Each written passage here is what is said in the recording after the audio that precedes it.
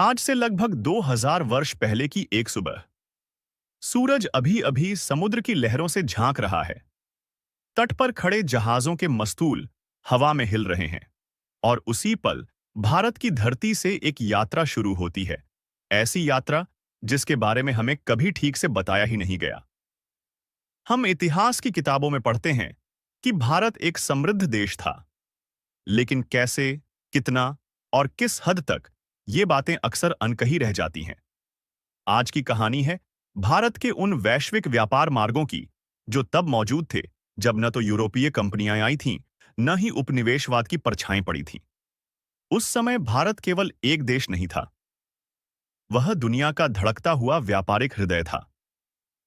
अरब सागर से लेकर दक्षिण पूर्व एशिया के द्वीपों तक, रोमन साम्राज्य से लेकर चीन के शाही दरबार तक, हर रास्ता किसी न किसी मोड़ पर भारत से आकर जुड़ता था। पश्चिम की ओर देखिए, गुजरात के बंदरगाह, लोथल, भड़ौच और सोपारा। यहां से भारतीय जहाज सोना, मसाले, सूती वस्त्र, हाथी दांत और सुगंधित तेल लेकर निकलते थे।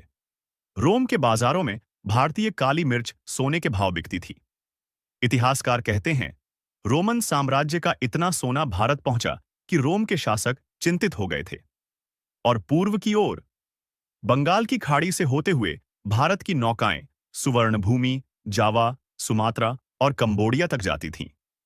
यही कारण है कि आज भी उन देशों के मंदिरों, मूर्तियों और भाषा में भारतीय संस्कृति की छाप दिखाई देती है।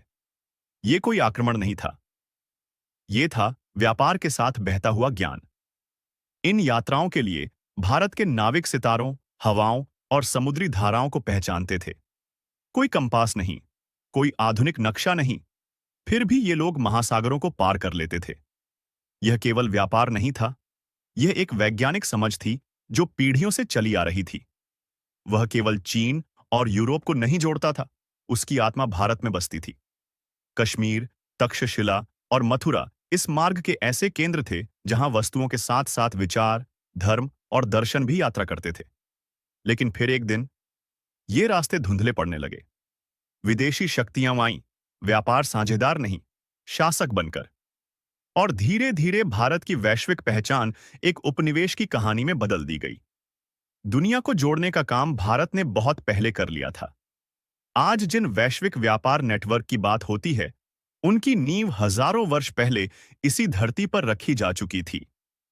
कि जब हम इतिहास को सही नजर से देखते हैं, तो एक सवाल मन में उठता है, क्या हमें भारत के इस भूले हुए वैश्विक योगदान को पहले ही नहीं जानना चाहिए था?